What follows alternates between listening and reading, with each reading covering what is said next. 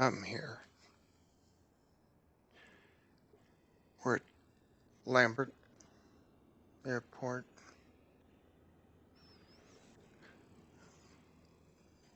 Down on the southwest end. I'm going to make the skies clearer.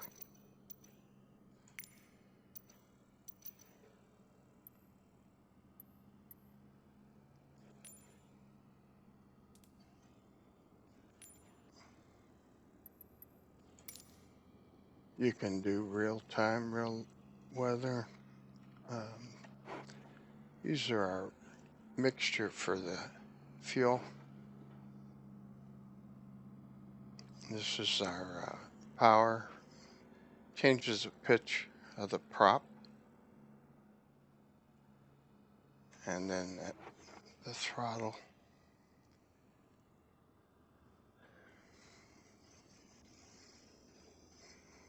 All right.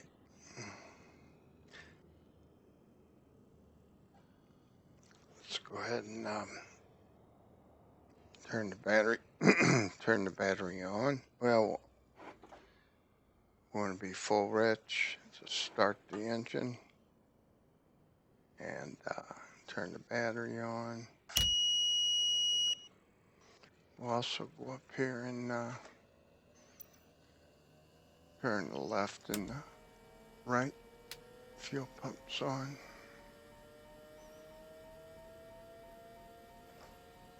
Okay. Turn the key. And give it a little gas.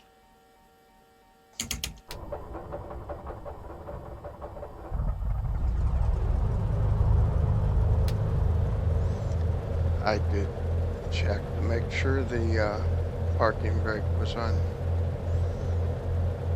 This is lit up because I have both our alternators on, off, left and right. They're up here. I have a switch here to use.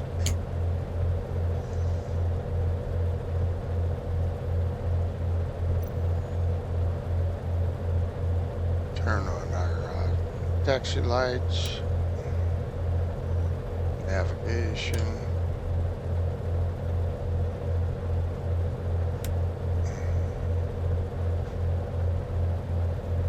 And that orange light there is for the pitot heat. So we'll turn that on. Right there. Pitot is the, there's a speed tube. They heat it so it doesn't freeze up from water getting in it and such.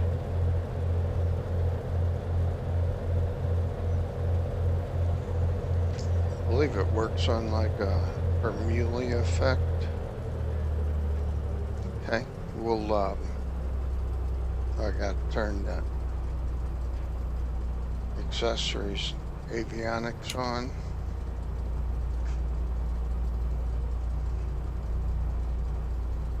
It's a Garmin 750. I like it a lot. This thing here is,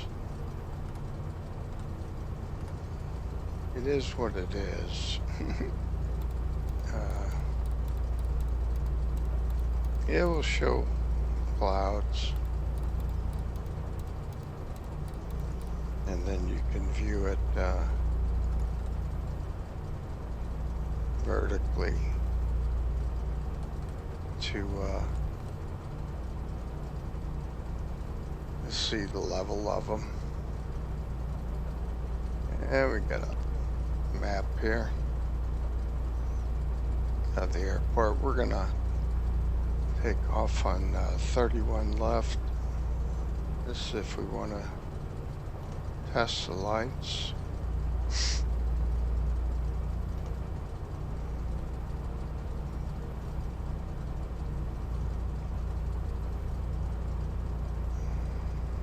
I'm going to turn on Ditz here.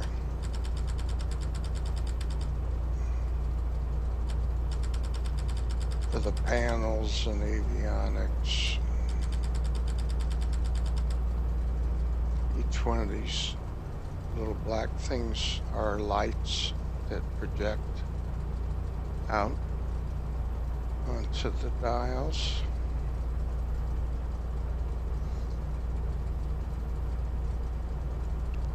This 750 has a backlit. It's on, right? Okay, none, so that's good.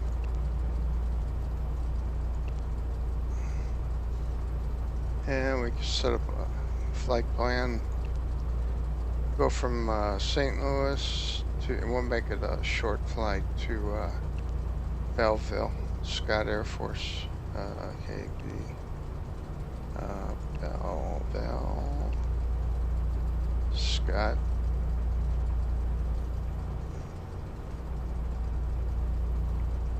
Air Force Mid-America. Okay, we hit enter. And puts it in here. And we want to add a procedure in here. We're going to say the approach. Belleville Airport approach. I'm going to go with 32 left with a localizer ILS landing system. And I'm going to go ahead and load and activate it. They could, the tower could change my landing field, my desired field, but we're going to act like it doesn't. I don't think it will here. Alright. So we'll contact the tower.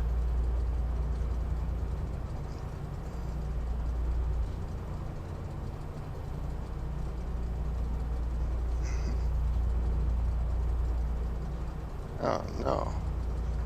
Why is it not working? Let's see.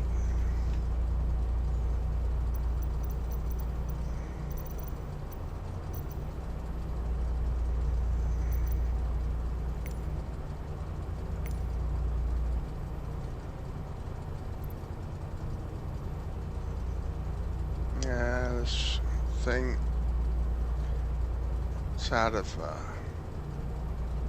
departing straight out, approved, cleared for takeoff, runway 30 left. So we'll go that route.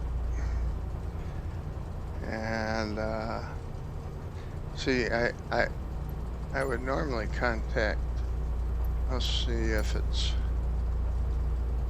it's not working right, because I actually landed here and just parked and then was going to set up my own. So this is kind of out of sync, the tower, air traffic controlling tower.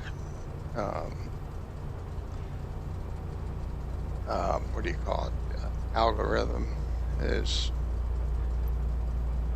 confused. If I had have started a new flight, it'd be great. So we're just going to have to pretend that the ground, we've contacted ground and asked for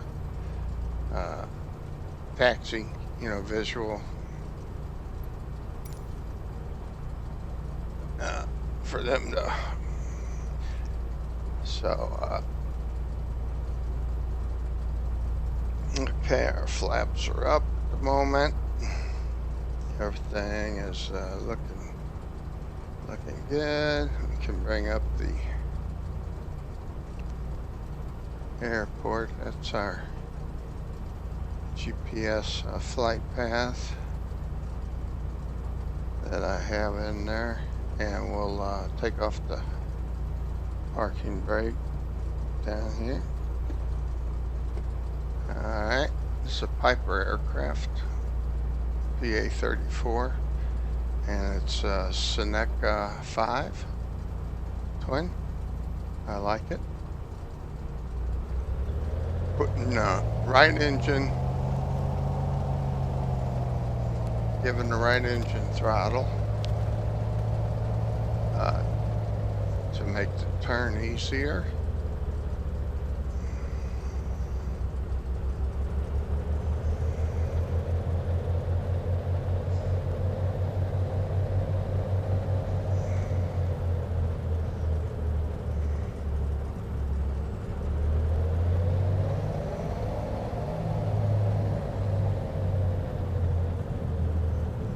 Coming up on 30 left. 30 left means that the runway runs at 300 degrees. It takes a 30 from 300, and the other end of it is 12. But 12 right, just 30 left. So usually we would get here and we would contact the tower, tell them that we are here and ready for takeoff clearance, and they're not, I can't talk to them really, it's not in the cards here, so we'll roll out here.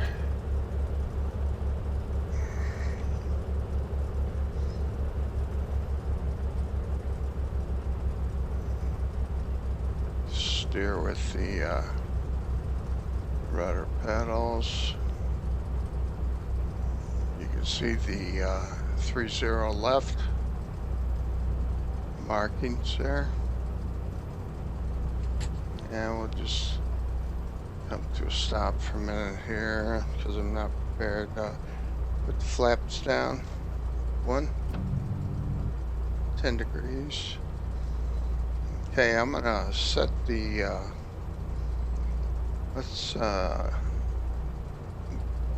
get the autopilot set. Oh, I know why. This one has an extra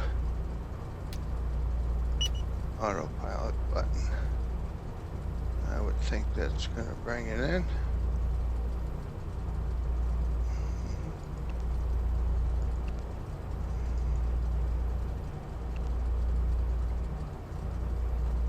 Flight plan.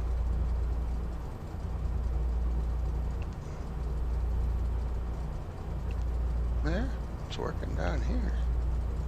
It's weird. Okay,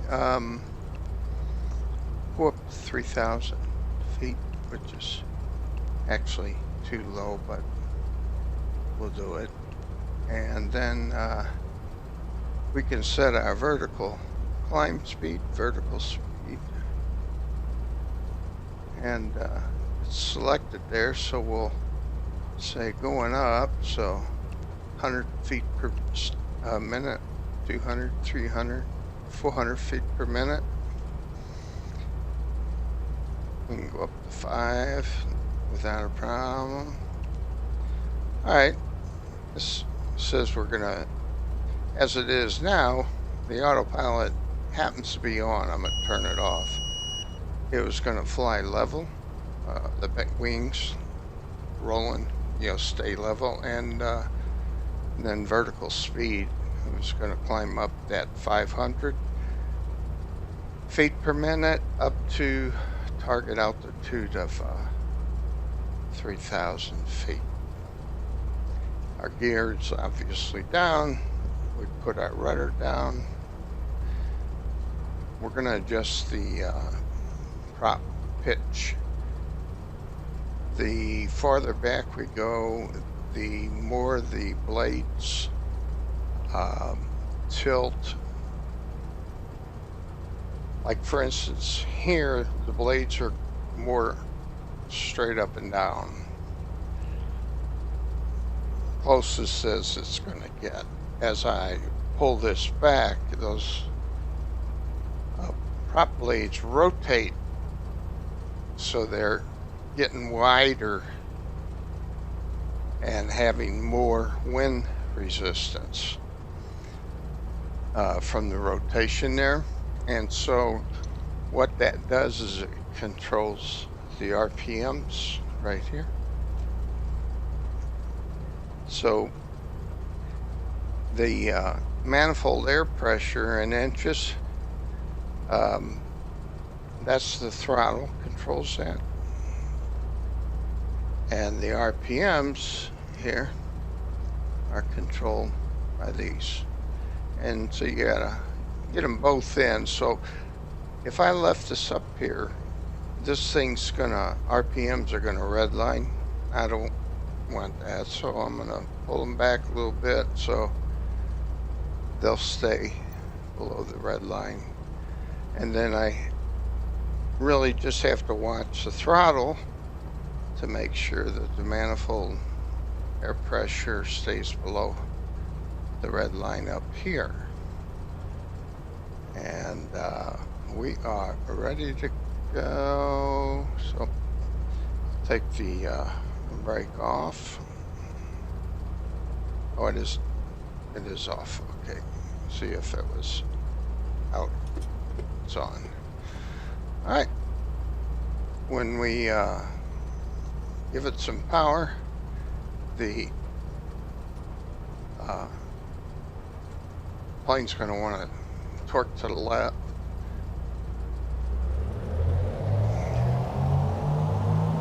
Actually, I was wrong. It's torque to the right.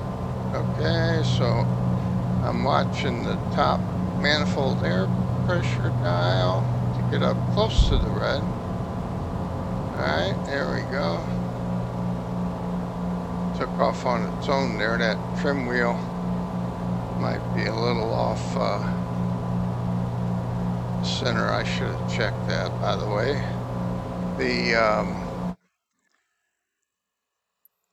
Let me pause this for a minute. I can't really show you it. Controls the elevator. It's down below in the middle of the seat. So I'm supposed to be going straight down this runway too, by the way. Put my gear up. And then I'm gonna, okay, gears retracted. Then I'm gonna retract the flaps. So that'll cause us to not have as much lift and pick up the speed, because the speed here is important. It's like if you're trying to go uphill with a motor that's not strong enough, that'll slow you down. That's kind of going up too fast for these. So I'm going to move this trim wheel that you can't see. It's right here, and that's why it took off faster. You can see it's behind center. So I'm going to move that and get the nose down a little bit. Trim the elevator. Okay, I'm still holding forward on the yoke, so I'm just adjusting as I go. Okay, I'm pulling back, letting it settle in. I'm gonna pull back a little bit, because we do want to climb, but within reason. I want to go up 1,000 feet per minute.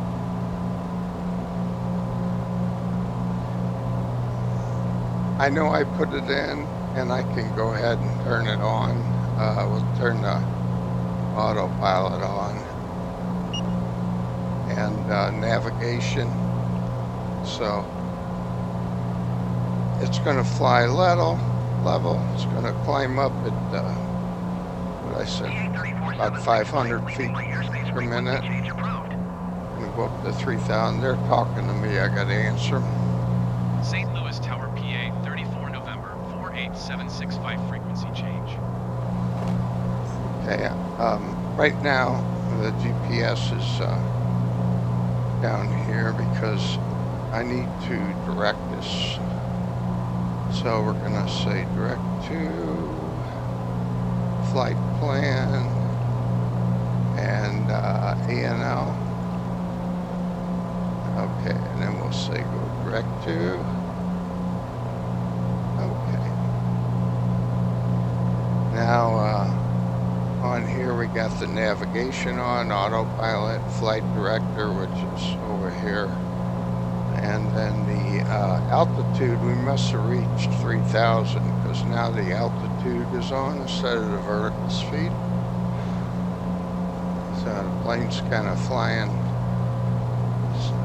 itself right now. Has adaptive cruise control. Yeah.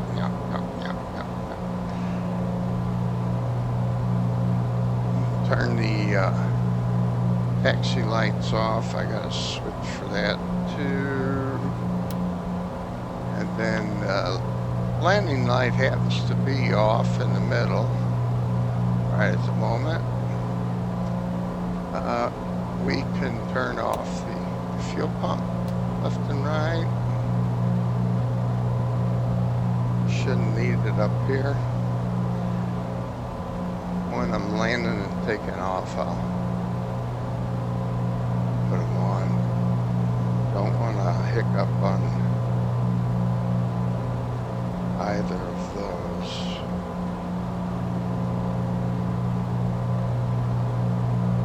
Okay, so we're holding at 3,000 feet on the altimeter. This is our rate of ascent or descent, so we're bouncing around a little bit because of turbulence, but it's going to maintain a neutral, not climb or go down, or it adjusts for it with the autopilot. Running over 35 inches there. I told you I can control that with the throttle. So I'm going to pull back on the black throttle. We got two different manifold air pressure. This is the left engine and this is the right. So I'll adjust the left one first by pulling that black. See it go down. We can go to 30 inches. Now I'll do it with the same for the right. Go to 30 inches. Yeah, we're at 24 RPMs.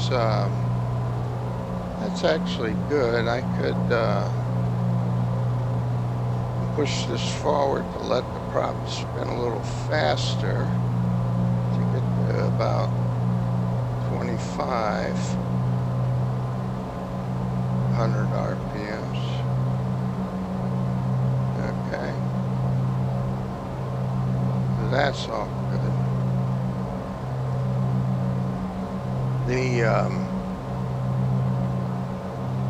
These readings are the same ones I can see right here on these. The map, that's the manifold air pressure. So it's 29.7, 29.8. RPMs, left and right, left and right. TIT,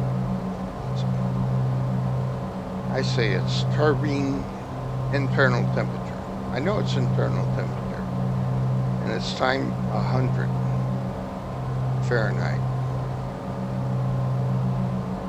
So we're below.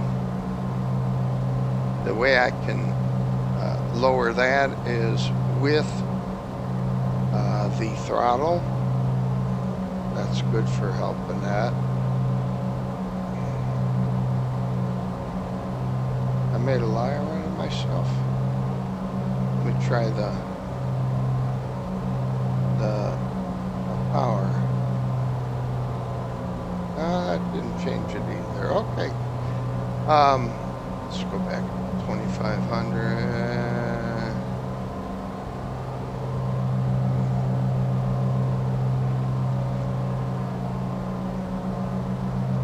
Oh, I know. The mixture controls that temperature. Because usually we'll lean it out to get better gas mileage. These right here is fuel flow, and it's gallons per hour for the left engine, and for the right engine, fuel flow gallons per hour. So I would say 15 there. This should be, we're probably around 13.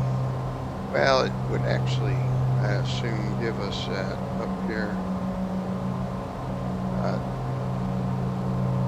I'm sorry. Yeah, we were on 20. So 24.5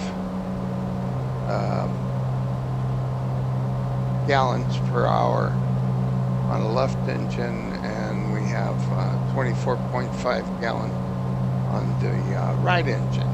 Then this is our cylinder head temperature, which is right here on the other side. Cylinder head temperature times 10. So we're running like 300 Fahrenheit. Down here we have our oil temperature, Fahrenheit times 10. And then we have our oil pressure, and that's in pounds square inch, PSI times 10. They're in the green, so we're good. This is our fuel tank. And the left and right tank. The left's got like 30 gallons, and the right's got like 30 gallons, so we got a total of about 60. This is the vacuum.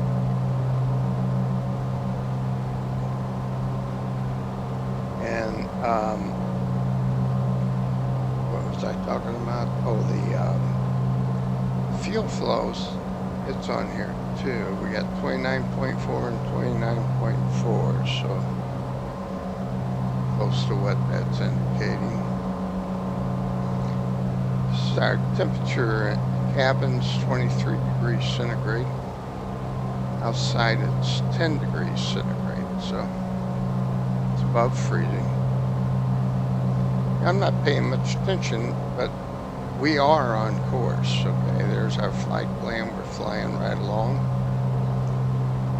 If we need to zoom out, we're 46 miles from our next waypoint, ENL. We're only on a half-mile range, so we would zoom out to get where we could see the airport here. Well, the airport. This is that waypoint, ENL. So we're going to there, and then we're going to make a turn back to land on 32 left. And so we'll be doing 320. We'll be flying 320 degree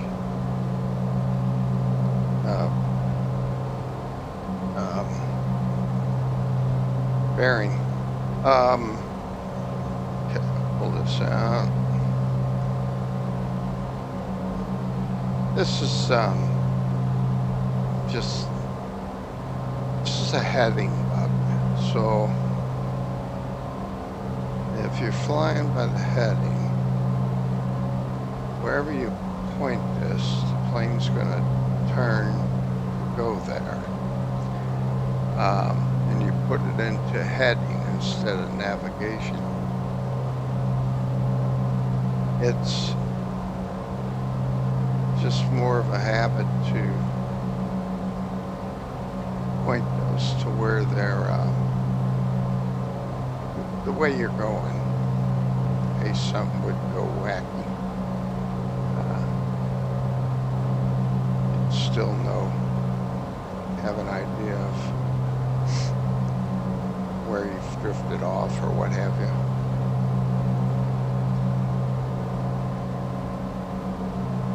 And let's go up here.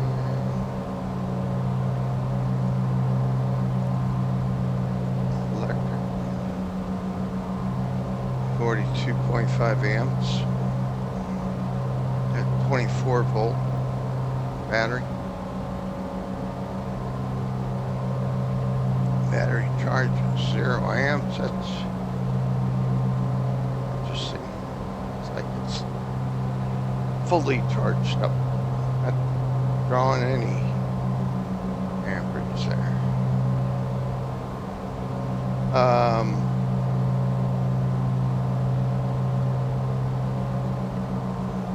Then we have our fuel, 2.4 to N. Remaining we'll have, so we're not going very far, so the fuel to get to our destination is 2.3 gallons. The remaining that's in the left and right wing are 57 gallons. So we've used 7 so far, so we're talking about 10 gallons to fly over here from Lambert.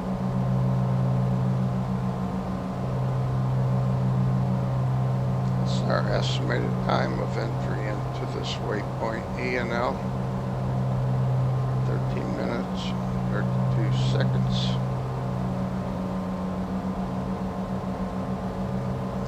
Now land on 32 left, the ILS, the localizer, the ILS, the instrument landing system, when you first learn to fly, you're not, radio qualified, so you cannot fly in any clouds, you can't fly on bad days. They have their restrictions. You have to be able to be instrument qualified in the plane or in the instrument that you're going to be using, because there's many different ones.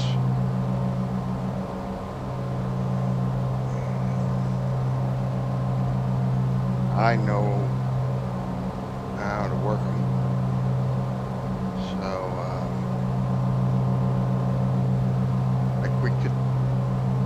We could have, like real low visibility. I mean, they rate it like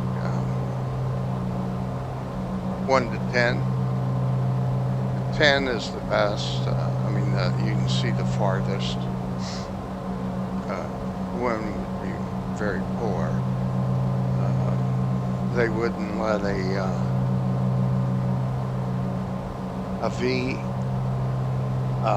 VFR visual flight rating, they wouldn't let them take off in low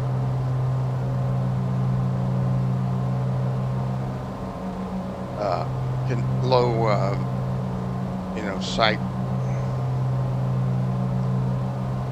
visibility, low visibility. But with the instruments, if you're IFR, instrument flight rating, you can, as long as the wind isn't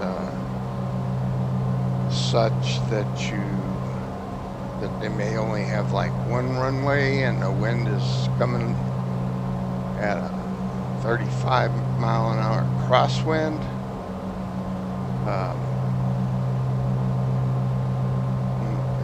There's ratings. Planes have their limits on what they're able to take off, but many times, definitely the bigger airports, a lot of times, even Sky only has 2 runways. They don't have one going more 90 degrees of what the 2 run. They have 32 left and 32 right, and then they have 14 left and 14 right at the other end of the runway, the opposite end. You can figure that by using the number 2 and either add the number from the first number or you subtract. Well, 32, 3 is larger than 2, so I can subtract 2 from 3 and it gives me a 1. And then whatever if you subtract from the first number, you have to add 2 to the second number. So you subtract 2 from 3, it gives it 1. So now we have to add 2 to the 2, which makes up 32. So that makes 2 plus 2 is 4. So that's how you can tell 14 is the opposite end, and that is 140 degree bearing compass. So when you're flying into 32, you're flying 320 degrees as the compass is. And when you're landing more towards the southeast, you're coming in at 140 degrees. Now direct south is 180, direct east is 90, direct west is 270, and direct north is 0 or 360.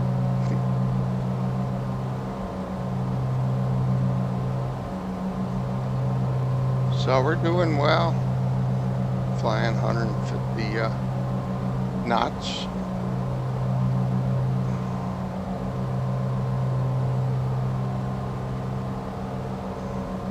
I forgot to adjust the mixture to get a little better gas mileage. We got plenty of fuel. When you lean the engine out, it does put more heat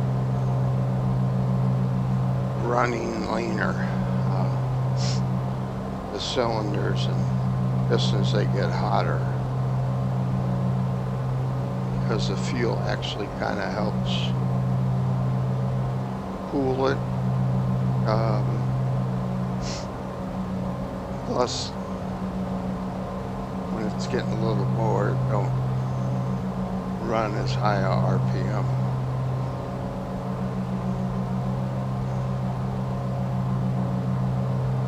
I'm in no hurry. This here is, let's see what else we got over here. Anything? Okay, we went back to 30 inches on the map sensor, 2400 RPMs, and 80%.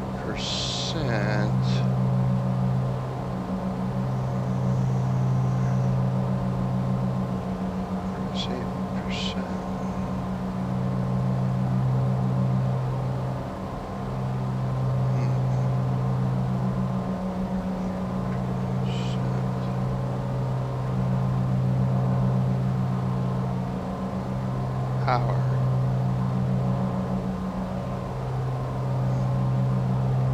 Must mean we're like 80% of the throttle.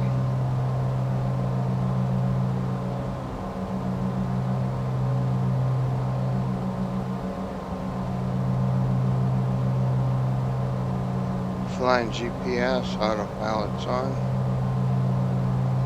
We're holding at our altitude at 3,000 feet. Now the radio frequency that we need to be on for runway 32 left is 109.90. So this is our communication radios. COM1. This is NAV1, navigation radios. So the radio frequency for the ILS localizer is 109.90.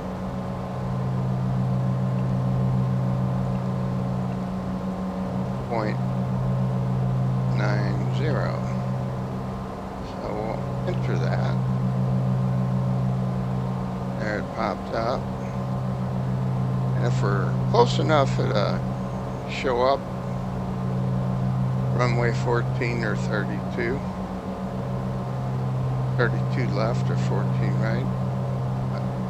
And I'm going to swap them because this is the active frequency. Transfer it. I must not have hit the button. There it goes. So now our active navigation frequency is 109.9.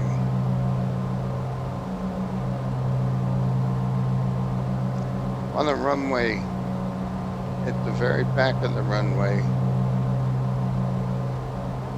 are the frequency that keeps you in the center of that runway. They send a radio frequency from the left side of the runway and a different frequency on the right side of the runway. And the plane knows how to calculate that and interpret it to whether the plane needs to go left or right to be in the center. Now on the front end of the runway are the horizontal, vertical frequency. And that's the one that will bring you down if you follow the 3-degree glide slope that you'll hit the front of the runway. Now we're turning because we've hit DNL and we need to make a U-turn to go to our next point. I'm going to start going down after we make this turn. For the localizer, the ILS vertical part, we have to be at around 2,400 for it to pick that up.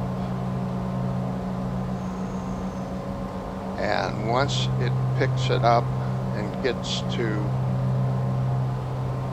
the waypoint,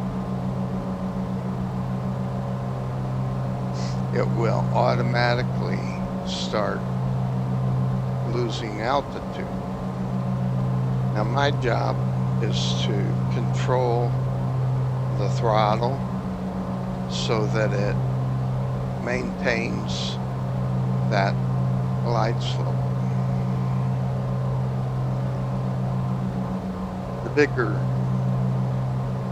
more sophisticated planes, they'll do it themselves. Like an Airbus 320. That thing will go follow the entire thing, making all adjustments by itself. It will even flare as you get to the front of the runway. All I have to do is pull back on the throttle. They actually call me a retard.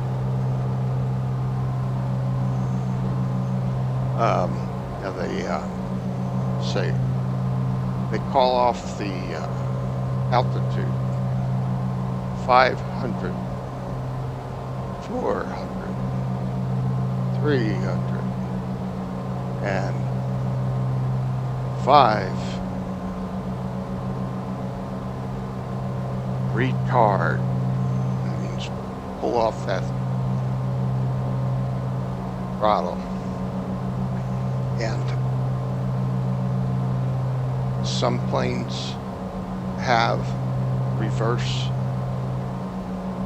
pitch or reverse thrusters. This one doesn't, but if they do, that's when you would energize those to slow down, like an A320 or 777.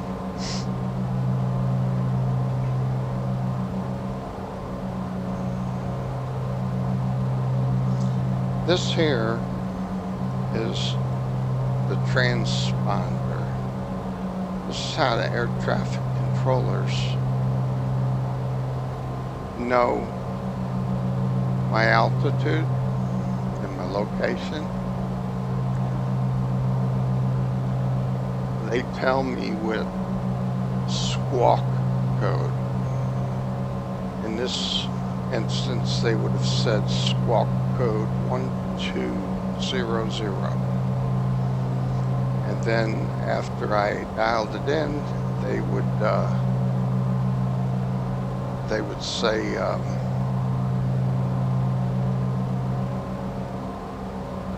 that they got me, and they show me at 3,000 feet, my location, which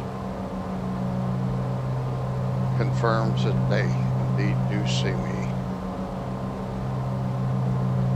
I did that.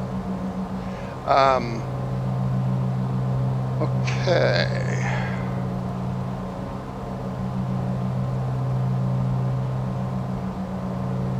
We are down. No, we didn't. I forgot to do it. I thought I did though. 20. No, I was waiting till I got out of that turn. That's what it was. 2,400 feet vertical speed. We're gonna go down 100, 200, 300, 400 feet per minute till we get to 2,400.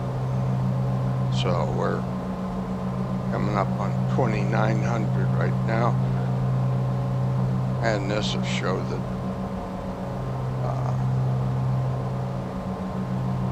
miles, vertical speed, feet per second, 400 feet per second. This chronograph, time stuff. This is for what they call ADF guidance, bearing guidance, automatic direction finder. No kidding. Got 3 digits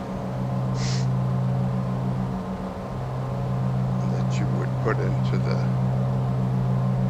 radio for that frequency. You have the VORs, are your very high frequency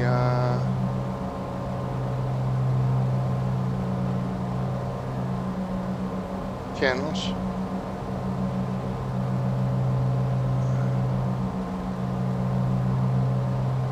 And they're basically just transmitters that are out and about for planes to use for guidance.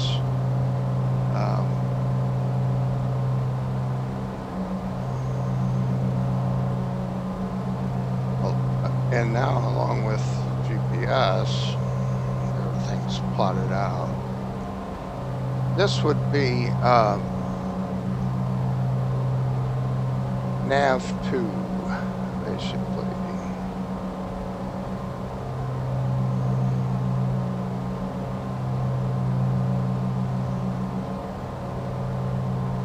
This is nav 1 on this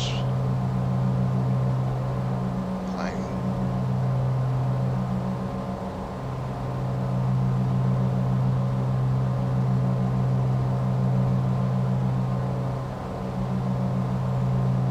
And this is our turn coordinator, the bank. The ball is, this whole gauge is about useless to me, because you can see the horizon are just kind of tell for the most part, but they talk about spatial, whatever that word is.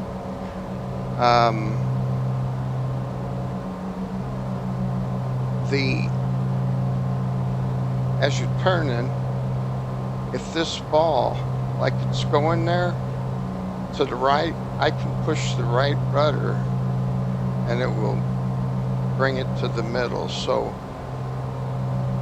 it's a coordinated turn basically. So when you actually start the turn, you can actually apply, like if you're turning right, you could apply right rudder a little bit, and that'll usually kind of keep that where you want it, so you're not slipping and sliding.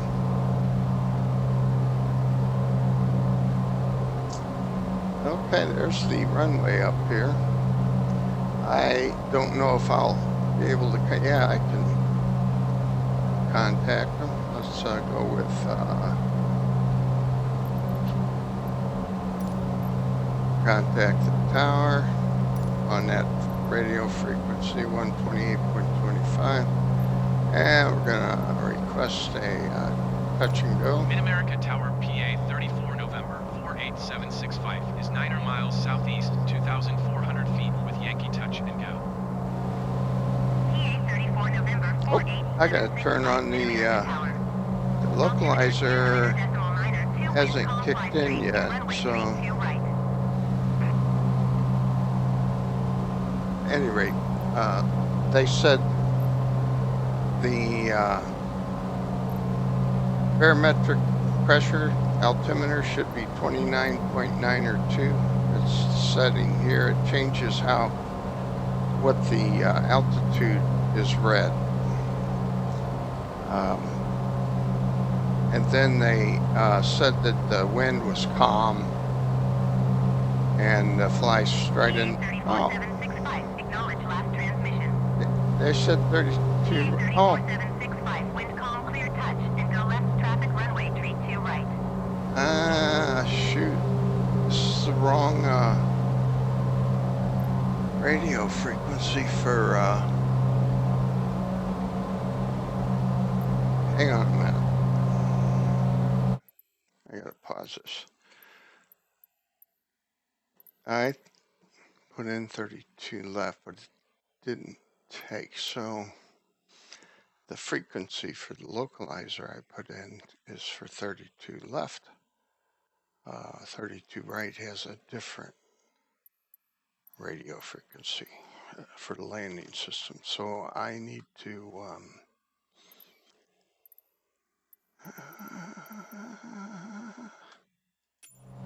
let me pause it here.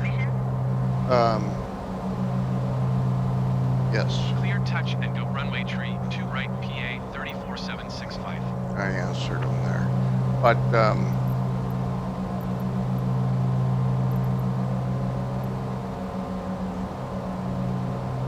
I need to find out what 32 right is. There's various ways to look this up. This is quickest for me right at the moment. Okay, this is yeah, Belleville. All right, the ILS for 32 right is, I lied. I said 320 degrees, it's 319 degrees. but the radio frequency is 111.15 for the ILS. So 111.15.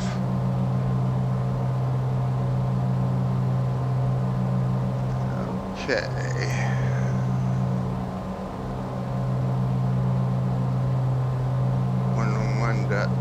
.15. So we're gonna say 111.15. Enter. And we'll transfer that puppy.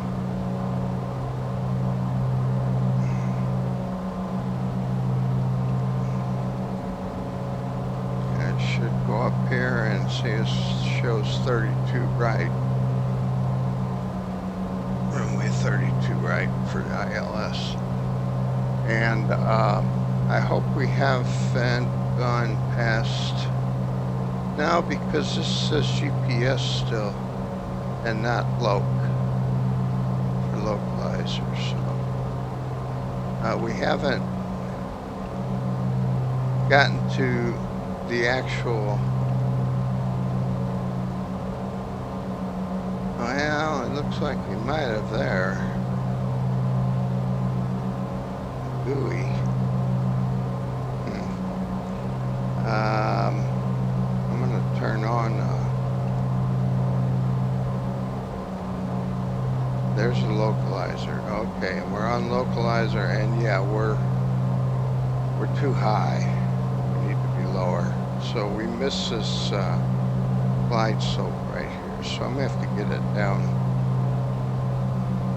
And I need to turn on approach for the glide slope. And then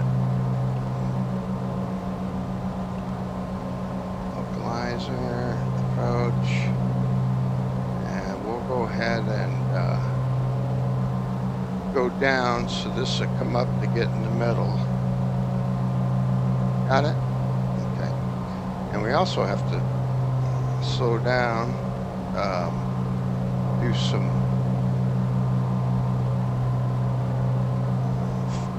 put the flaps down 10 degrees, and unpause it now. Okay, and I'm forcing the nose down to lose some altitude, which is going to give us speed. So that's just because I slowed down so much it wanted the gear down.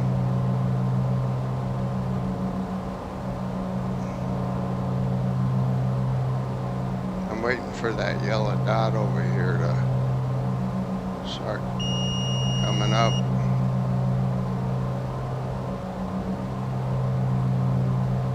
Coming up now. Okay. And then I'm going to put the gear down. That'll help slow us down a little bit. See our yellow dot going up over here? Okay. So now we're on the glide path. We're on the glide path. And we're going to bring the gear lowered, and we're going to lower the flaps down another 10 degrees. And we got to keep the speed up because we don't want to stall. See, we've got 3 white lights instead of 2 white and 2 red. That means we're too high. 32 right. Okay, and then, so I'm basically landing this on our own. You can see the 2 red and 2 white there now. And I just kind of, I can turn off the, oh, it's off, because I overrode it with my taking over. If you put too much pressure on the yoke, it will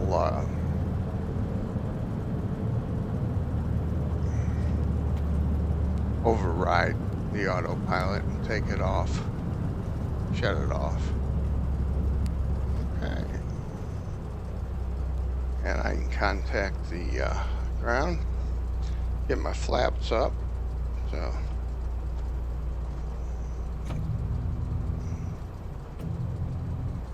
okay, they're fully retracted now. And let's contact ground if it's going to give me the option. Yeah, it's still, the algorithm's kind of goofy. So that's not going to do any good. I need to contact the ground. I'd have to, and I don't even know if it would work then, but I could manually put the ground radio frequency in there. So we'll taxi nice and carefully here. Here's what it looks like outside.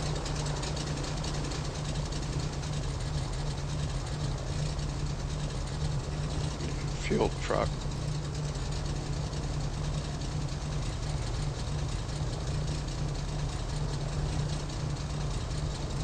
Go to the front of the plane. See me in there?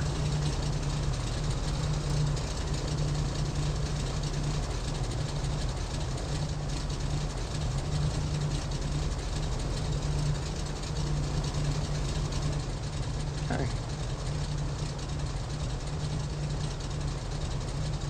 Get back in. And we'll just go park somewhere.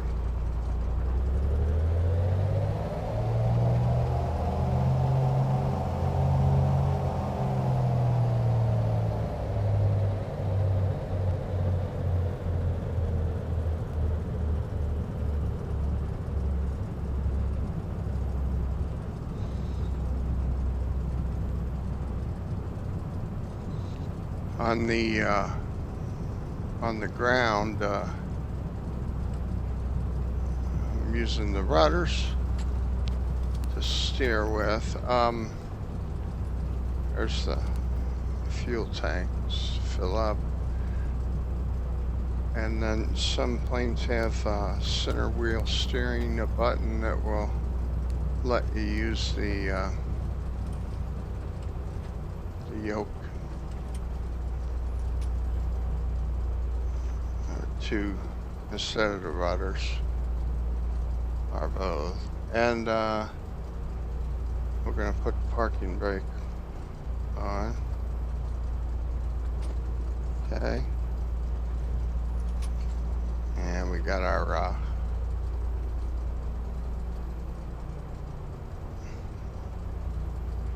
throttle down, so we're just sitting here idle.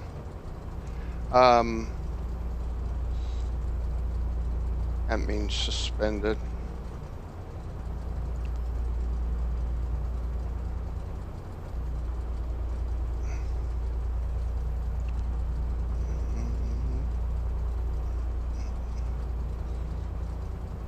Okay. Map bar, that's missed approach. If it thinks we might be doing a missed approach.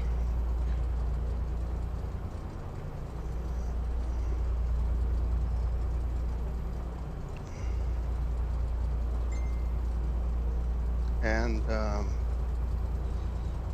this also has another feature that is nice.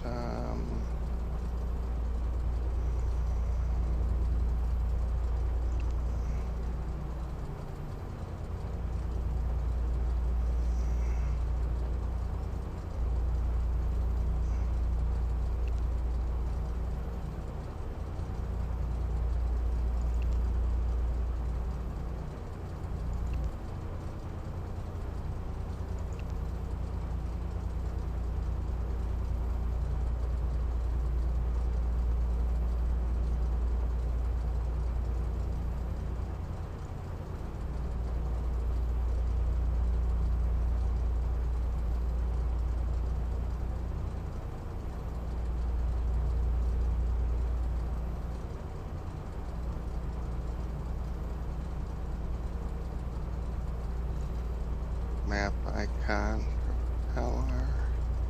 Well, I mean, that's right. But where's the...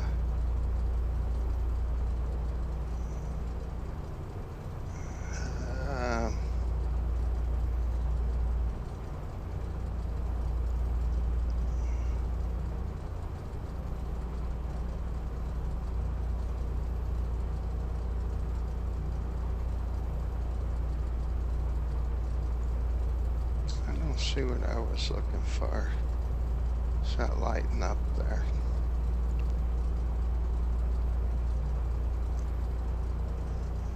This, I know what, this is just the spacing between the frequencies. 8.33 kilohertz.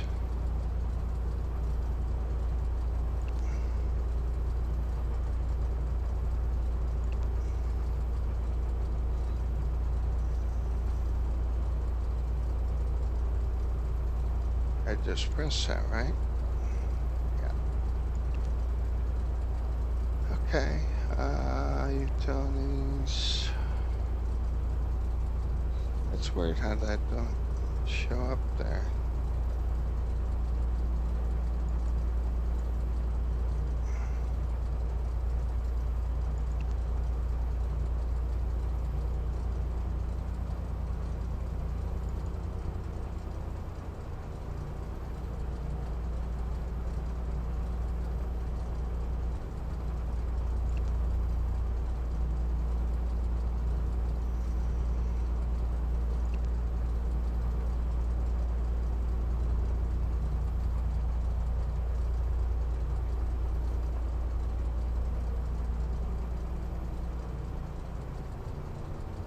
I know what these are, and I'm not seeing what I'm looking for, so.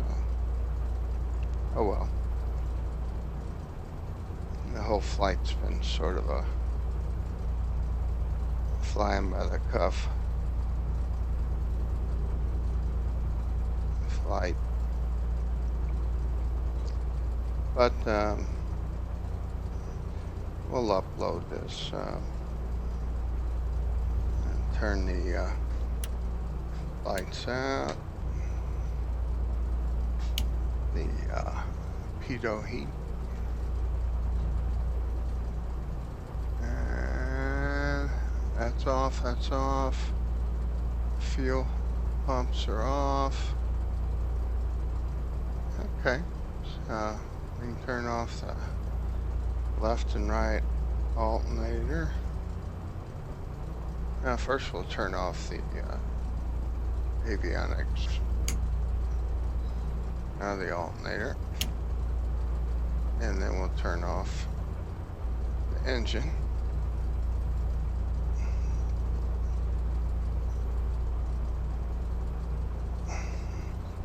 Where's my key in here?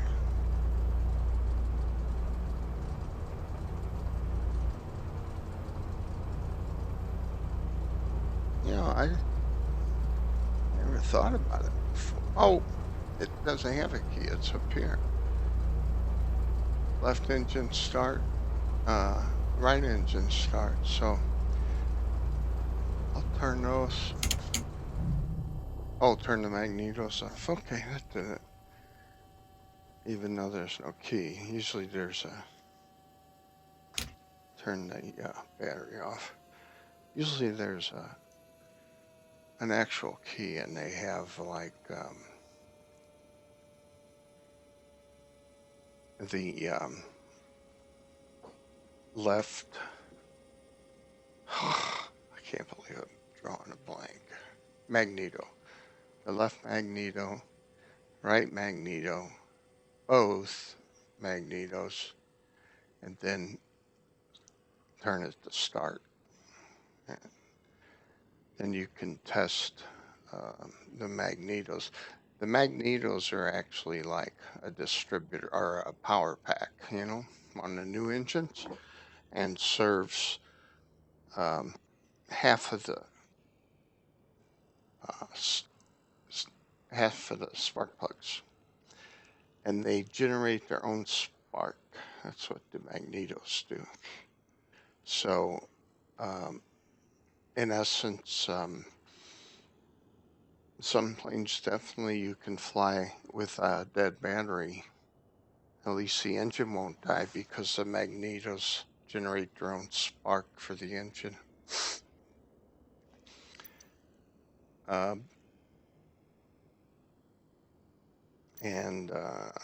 So I forget what I was going to say else, but at any rate, that's the thing. Oh, and so there's when you start it to test the magnetos that they're working, you idle it up, you get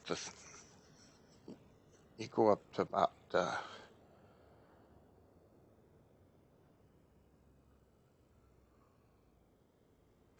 what is it? About 1800 RPMs, I think. And you can turn the key from both to only like the left magneto. And that would shut off the right. So you should see some movement in the RPMs. Then when you turn it back on, it should climb back up. And then you can test the, like the right one, to do the same thing.